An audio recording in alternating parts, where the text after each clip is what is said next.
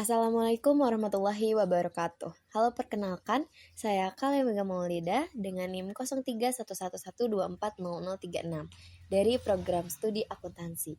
Nah, pada video ini saya akan memaparkan analisis rasio keuangan pada PT Mustika Ratu Tbk sebagai bagian dari tugas akhir mata kuliah analisis laporan keuangan dengan dosen pengampu Ibu Trisandi Eka Putri SEMSI. Nah, analisis ini dilakukan berdasarkan laporan keuangan perusahaan untuk mengetahui kondisi serta kinerja keuangan melalui berbagai rasio keuangan yang relevan. Perlu saya sampaikan bahwa pembuatan video ini hanya bertujuan untuk memenuhi tugas akhir perkuliahan dan tidak dimaksudkan sebagai rekomendasi investasi maupun analisis profesional terhadap perusahaan terkait. Langsung saja. Nah, di sini ada analisis rasio keuangan PT Mustika Ratu Tbk tahun 2024. Sebenarnya tahun 2023 dan 2024. Nah, yang pertama ini ada rasio likuiditas. Nah, menurut Weston menyebutkan bahwa rasio likuiditas merupakan rasio yang menggambarkan kemampuan perusahaan dalam memenuhi kewajiban atau hutang jangka pendek. Nah, jenis-jenis rasio likuiditas sendiri terdapat beberapa bagian. Yang pertama itu ada rasio lancar atau current ratio, yang dimana merupakan rasio untuk mengukur kemampuan perusahaan dalam membayar kewajiban jangka pendek atau utang yang segera jatuh tempo pada saat ditagih secara keseluruhan. Rumus dari current ratio sendiri adalah current ratio sama dengan aktiva lancar dibagi utang lancar. Nah, di sini terdapat laporan keuangan PT Mustika Ratu Tbk tahun 2023 dan tahun 2024, yang dimana aset lancarnya itu pada tahun 2023 sebesar 536 miliar dan tahun 2024 ini sebesar 527 miliar. Dan untuk utang jangka pendeknya sendiri ini tahun 2023 ini ada 191 miliar dan tahun 2024 ada 192 miliar. Langsung saja kita hitung untuk tahun 2023 ini rumusnya seperti tadi, 536 miliar dibagi 191 miliar dan menghasilkan 2,805 atau bisa dibulatkan menjadi 2,9, yang artinya jumlah aktiva lancar sebanyak 2,9 kali hutang lancar, atau setiap 1 rupiah utang lancar dijamin oleh 2,9 rupiah harta lancar, atau 2,9 banding 1 antara aktiva lancar dengan utang lancar. Dan untuk tahun 2024 yaitu 527 miliar dibagi 192 miliar yang menghasilkan 2,734 atau dibulatkan menjadi 2,8, yang artinya jumlah aktiva lancar sebanyak 2,8 kali utang lancar, atau setiap 1 rupiah utang lancar dijamin oleh 2,8 rupiah harta lancar, atau bisa juga 2,8 banding 1 antara aktiva lancar dengan utang lancar. Nah, untuk yang kedua ini ada rasio cepat atau quick ratio. Nah, rasio ini sangat lancar atau merupakan rasio yang menunjukkan kemampuan perusahaan dalam memenuhi atau membayar kewajiban atau utang lancar, utang jangka pendek dengan aktiva lancar tanpa memperhitungkan nilai persediaan atau inventory.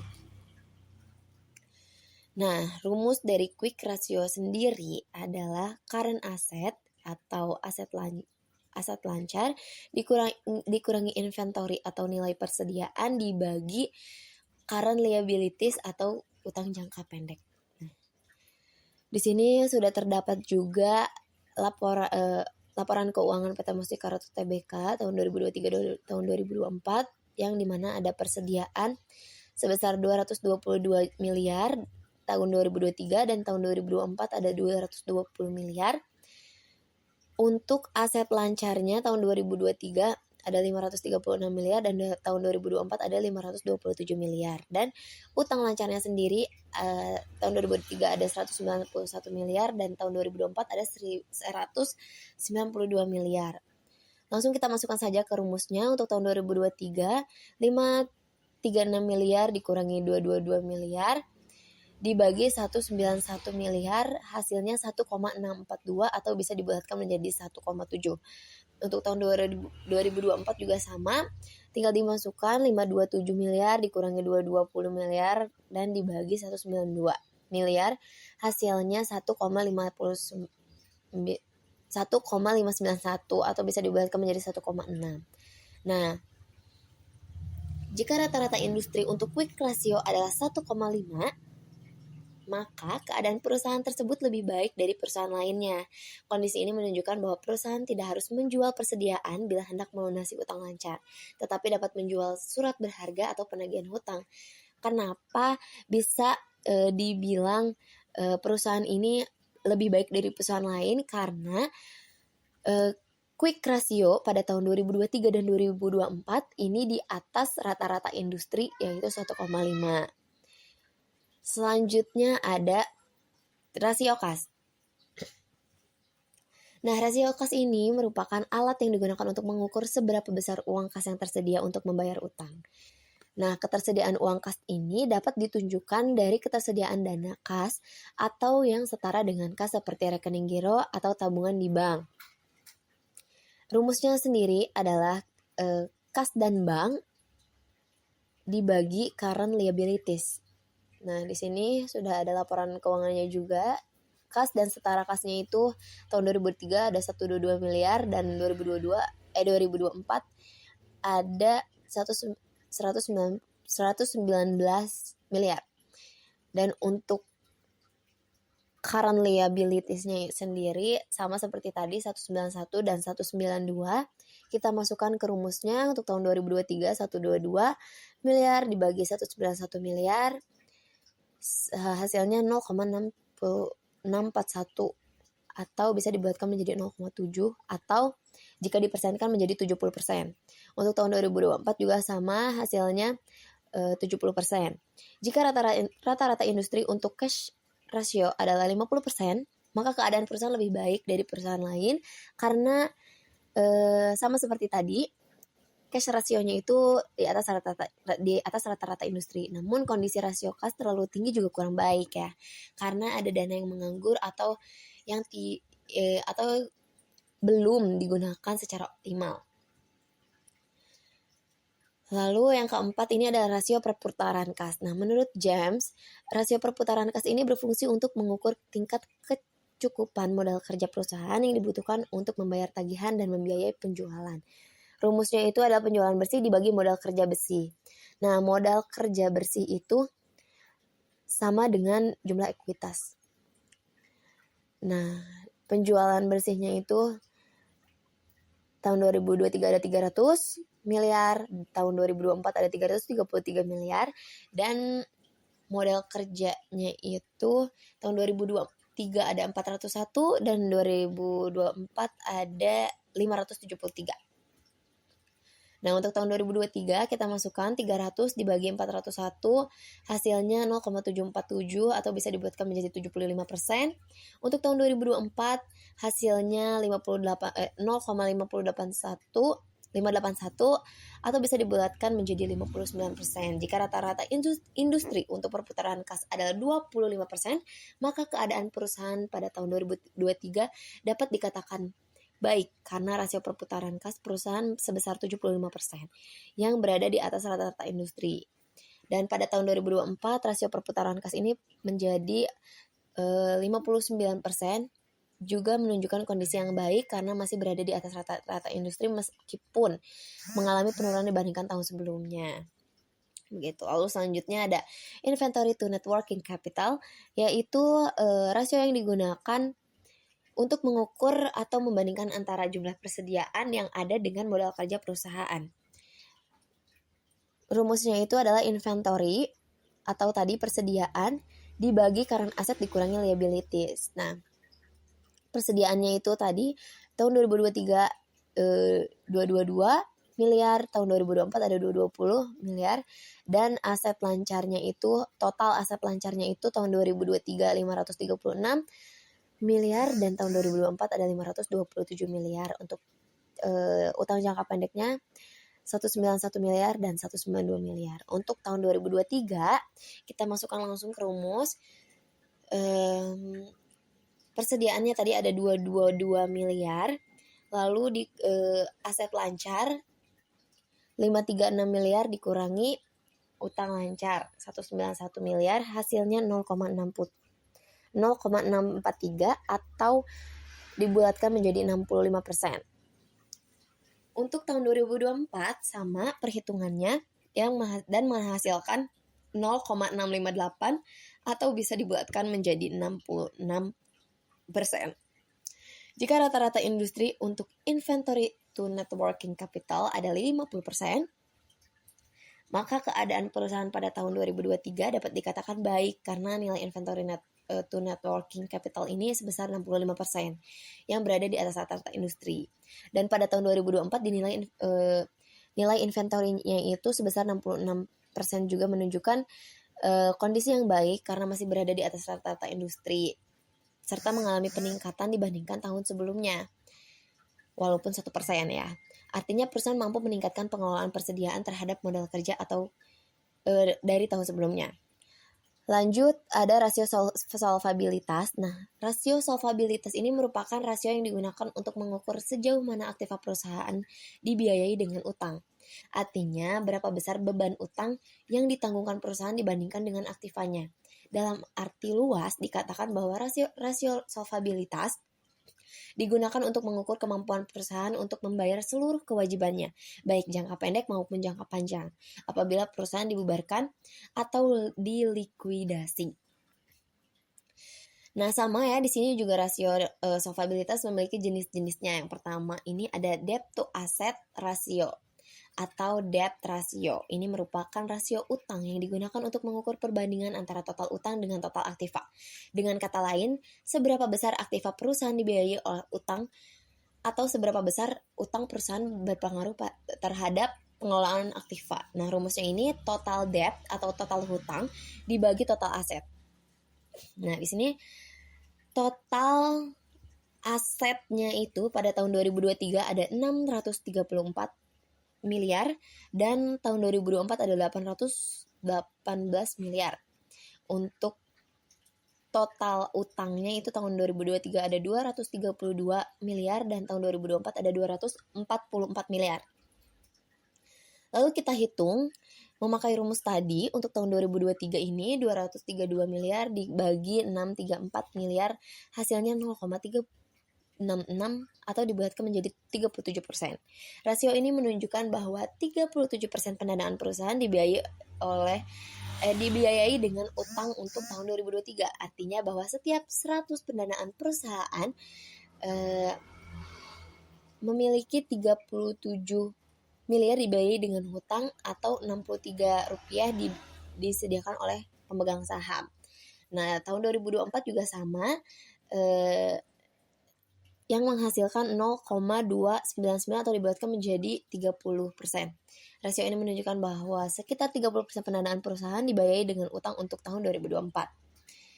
Selanjutnya ada debt to equity ratio yang merupakan rasio yang digunakan untuk menilai utang dengan ekuitas. Rasio ini dicari dengan cara membandingkan antara seluruh utang termasuk utang lancar dengan seluruh ekuitasnya. Nah, rumusnya ini total utang dibagi ekuitas.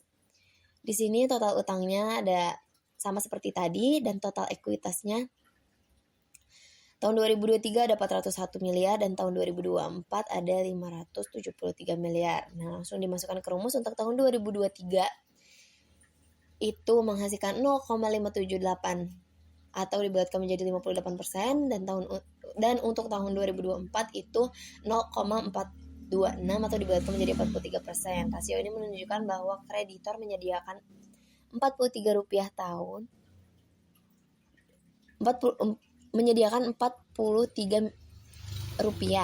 tahun 2023 untuk setiap 100 yang disediakan pemegang saham atau perusahaan dibayar oleh utang sebanyak 43%. Demikian pula untuk tahun 2024 jauh berbeda dengan tahun 2023 yaitu sebesar 58%. Oh maaf, ini kebalik ya. Lalu selanjutnya kita lanjut aja. Selanjutnya long term debt to equity ratio atau rasio antara utang jangka panjang dengan modal sendiri. Tujuannya ini adalah untuk mengukur berapa bagian dari setiap rupiah modal sendiri yang dijadikan jaminan utang jangka panjang dengan cara membandingkan antara utang jangka panjang dengan modal sendiri yang disediakan oleh perusahaan. Nah, rumusnya ini adalah long term debt dibagi equity. Nah, di sini total utang jangka panjangnya itu adalah tahun 2024 41 dan tahun 2025 tahun 2024 tahun 2023 41, tahun 2024 51. Dan tadi modalnya itu atau jumlah ekuitasnya itu tahun 2024 401 dan tahun 2023 401 dan tahun 2024 573. Langsung dimasukkan ke rumusnya. Tahun 2023 itu menghasilkan 0,102 atau dibulatkan menjadi 10%. Tahun 2024 itu menghasilkan 0,090 dibulatkan menjadi 9%. Lalu selanjutnya yang keempat ada times interest earned. Menurut Fred Weston, times interest earned ini merupakan rasio untuk mencari jumlah kali perolehan bunga.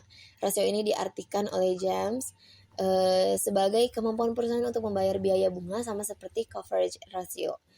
Jumlah kali perolehan bunga atau times interest ini merupakan rasio untuk mengukur sejauh mana pendapatan dapat menurun tanpa membuat perusahaan merasa malu karena tidak mampu membayar biaya bunga tahunan. Rumusnya ini adalah EBIT dibagi dengan biaya bunga. Nah, di sini biaya bunga ini atau beban keuangannya ini tahun 2023 adalah 13 dan tahun 2024 juga 13. Tapi tahun 2024 ini lebih kecil ya bunganya. Nah, untuk laba sebelum beban pajak penghasilan ini tahun 2023 ini adalah minus 13 dan tahun 2024 ini 1 miliar. Langsung saja kita hitung. Untuk tahun 2023 menghasilkan 0,951 atau dibulatkan menjadi 1 kali. Untuk tahun 2024 itu 0,090 dibulatkan menjadi 0,9 kali. Sangat kecil ya. Times interest earned tahun 2003 adalah 1 kali, atau dengan kata lain biaya bunga dapat ditutup 1 kali dari laba sebelum bunga dan pajak. Kemudian untuk tahun 2024 adalah 0 kali atau 0,9 kali, atau dengan kata lain biaya bunga dapat ditutup 0,9 kali laba sebelum bunga dan pajak. Lanjut yang kelima, fixed charge coverage atau lingkup biaya tetap merupakan rasio yang menyerupai times interest tadi. Hanya saja perbedaannya adalah rasio ini dilakukan apabila perusahaan memperoleh utang jangka panjang atau menyewa aktiva berdasarkan kontrak sewa. Nah, rumusnya ini adalah EBT ditambah biaya bunga ditambah kewajiban sewa dibagi biaya bunga ditambah kewajiban sewa. Biaya bunganya tadi sama seperti tadi, labanya juga sama seperti tadi, dan sewanya itu tahun 2023 244 juta dan tahun 2024 260 juta. Untuk tahun 2023 langsung saja kita hitung, ditambahkan dulu lalu dibagi dan menghasilkan 1,935 atau dibulatkan menjadi 2 kali. Untuk tahun 2024 ini adalah 1 kali dibulatkan. Ya, seandainya rata-rata industri untuk fixed charge cover ini adalah 2 kali, untuk tahun 2023 sebesar 2 kali, dan ini nilai cukup baik karena masih berada di rata-rata industri sehingga memudahkan perusahaan untuk memperoleh pinjaman. Sementara itu untuk tahun 2024 dengan rasio hanya 1 kali dianggap kurang baik karena masih berada di bawah rata-rata industri dan tentu menyulitkan perusahaan untuk memperoleh pinjaman. Selanjutnya yang ketiga ada rasio aktivitas. Nah, rasio aktivitas sendiri merupakan rasio yang digunakan untuk mengukur efektivitas perusahaan dalam menggunakan aktiva yang dimilikinya. Nah, adapun jenis-jenis rasio aktivitas antara lain yang pertama ada perputaran piutang, yaitu rasio yang digunakan untuk mengukur berapa lama penagihan piutang selama 1 periode atau berapa kali dana yang ditanam dalam piutang ini berputar dalam 1 periode. Nah, rumusnya ini adalah penjualan kredit dibagi piutang. Nah, di sini adanya penjualan bersih ya. Tahun 2023 ada 300 dan tahun 2024 ada 333 miliar. Dan untuk piutangnya di sini kita tambahkan, karena di sini piutangnya ada 2, kita tambahkan piutang usaha pihak ketiga dan piutang lain-lain pihak ketiga. Tahun 2023 160 dan 6 miliar, tahun 2024 148 dan 6 miliar. Lanjut kita masukkan ke rumusnya. Tahun 2023 piutangnya ditambahkan dulu baru dibagi, lalu penjualan dibagi dengan piutangnya dan menghasilkan 1,801 atau dibulatkan menjadi 2 kali, dan tahun 2024 2,145 dibulatkan menjadi 2 kali juga. Artinya perputaran piutang untuk tahun 2023 adalah 2 kali dibandingkan penjualan, dan perputaran piutang tahun 2024 adalah 2 kali juga dibandingkan penjualan. Lalu yang kedua ada hari rata-rata penagihan piutang. Ini bagi bank yang akan memberikan kredit perlu juga menghitung rata-rata penagihan piutang. Hasil perhitungan ini menunjukkan jumlah hari, berapa hari piutang tersebut rata-rata tidak dapat tertagih. Dan rasio ini juga sering disebut day sales on collect. Nah, rumusnya ini piutang rata-rata dikali 360 dibagi penjualan kredit. Nah, di sini tahun 2023 360 dibagi penjualan kreditnya tadi 2, ini juga 2. Tahun 2023 dan tahun 2024 sama, 360 dibagi 2 sama dengan 180 hari. Untuk yang ketiga perputaran persediaan. Perputaran persediaan merupakan rasio yang digunakan untuk mengukur berapa kali dana yang ditanam dalam persediaan atau inventory. Ini berputar dalam satu periode. Dapat diartikan pula bahwa perputaran persediaan merupakan rasio yang menunjukkan berapa kali jumlah barang persediaan diganti dalam 1 tahun. Semakin kecil rasio ini, semakin jelek juga. Demikian pula sebaliknya. Oke, rumusnya ini penjualan dibagi persediaan. Penjualannya 300 dan 333 miliar. Dan persediaannya ini adalah 222 miliar dan 220 miliar. Nah, untuk tahun 2023 itu menghasilkan 1,352 atau dibagikan menjadi 1 kali. Rasio ini menunjukkan 1 kali persediaan barang dagangan diganti dalam 1 tahun. Apabila rata-rata industri untuk inventory turnover adalah 2 kali, berarti kurang baik ya. Perusahaan tidak menahan persediaan dalam jumlah yang lebih baik. Lalu yang kedua tahun 2024 ini menghasilkan 1,513 atau dibagikan menjadi 2 kali. Sama, rasio ini menunjukkan 2 kali persediaan barang dagangan diganti dalam 1 tahun. Nah, yang keempat ini adalah hari rata-rata penagihan persediaan. Kalau yang tadi piutang, yang ini sekarang persediaan. Rasio ini digunakan untuk mengetahui rata-rata persediaan tersimpan di gudang. Kemudian untuk mengetahui berapa hari rata-rata persediaan tersimpan dalam gudang dapat dicari dengan membagikan jumlah hari dalam 1 tahun dibagi perputaran persediaan. Nah, perputaran persediaannya kan inventory turnover-nya tadi 1 ya. Yang ini 2. Untuk tahun 2024 2. Jadi 360 dibagi 1 dan 360 dibagi 2.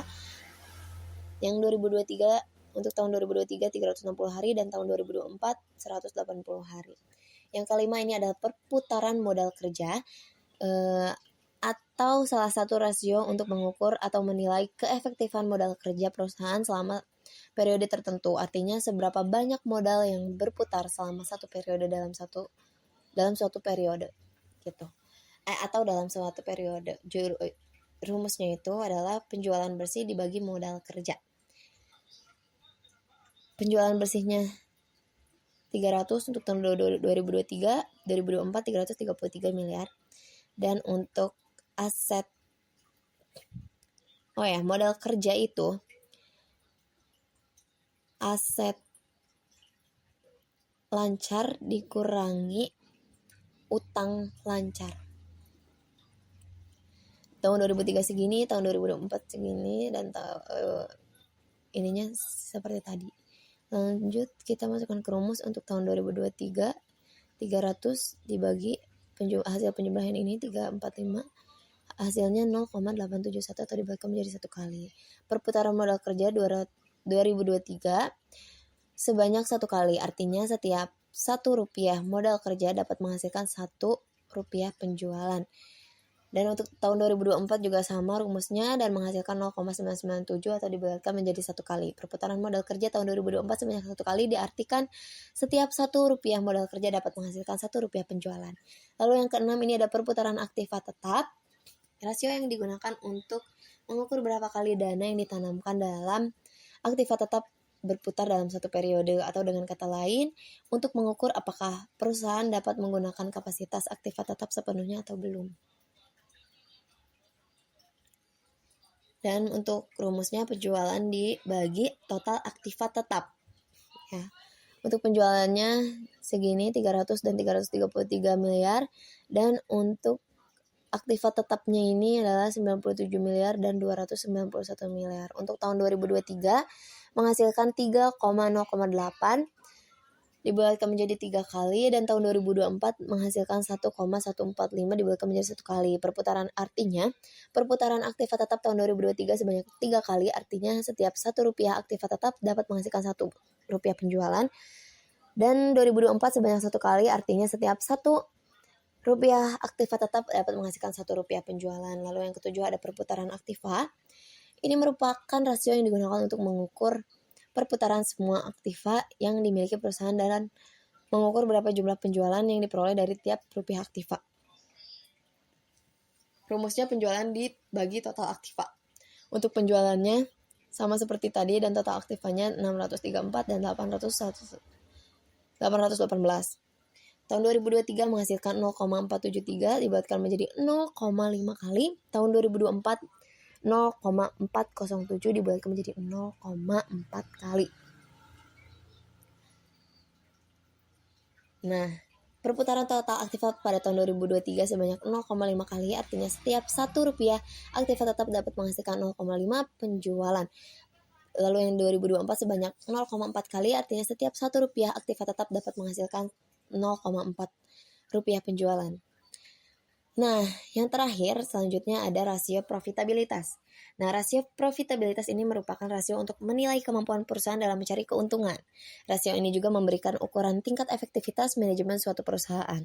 Hal ini ditunjukkan oleh laba yang dihasilkan dari penjualan dan pendapatan investasi. Intinya adalah penggunaan rasio ini menunjukkan efisiensi perusahaan lah ya.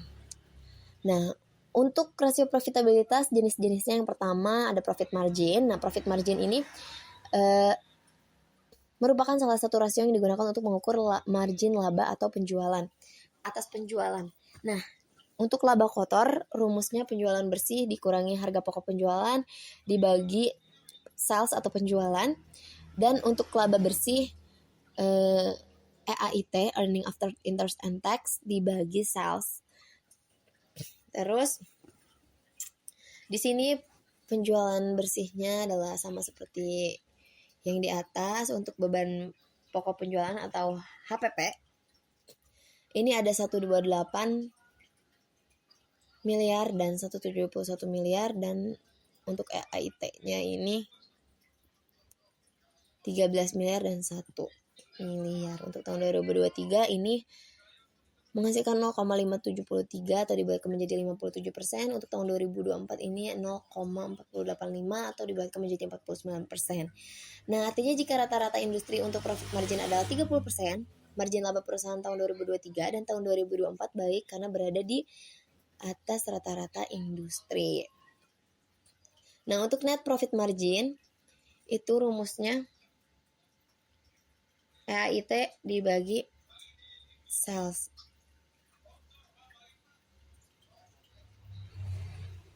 Nah, untuk tahun 2023 itu minus karena labanya itu karena di sini rugi gitu, bukan laba. Jadi minus 0,043 dibulatkan menjadi minus 43%. Untuk tahun 2024-nya ini adalah 0,3%. Nah, yang kedua itu ada ROE atau return on equity, hasil pengembalian ekuitas. Merupakan rasio untuk mengukur laba bersih sesudah pajak dengan modal sendiri. Nah, untuk rumusnya ini adalah EAIT dibagi equity. EAIT yang ini 14 dan 5 miliar. Untuk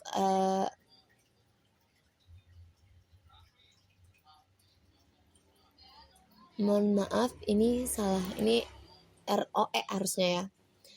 Nah, untuk tahun 2023-nya itu, sebentar kita benerin.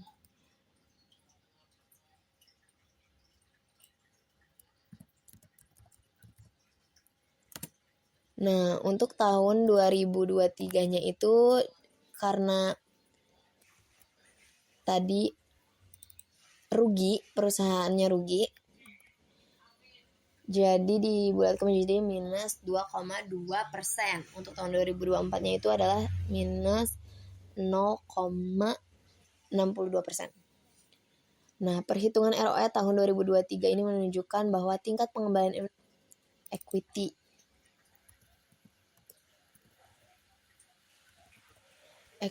yang diperolehnya sebesar minus 2,2%.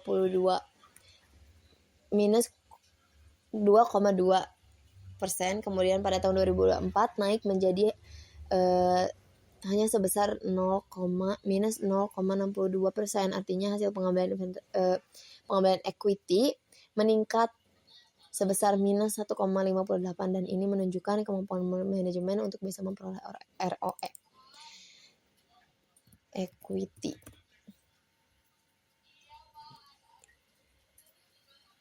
Nah, lanjut ada laba per lembar saham. Nah, rasio laba per lembar saham atau disebut juga rasio nilai buku merupakan rasio untuk mengukur keberhasilan manajemen dalam mencapai keuntungan bagi pemegang saham. Rumusnya ini adalah laba saham biasa dibagi saham biasa yang beredar. Nah, di sini kita ketahui saham biasa yang beredarnya 428 juta. Ya, dan untuk labanya ini adalah 14 miliar dan 5 miliar.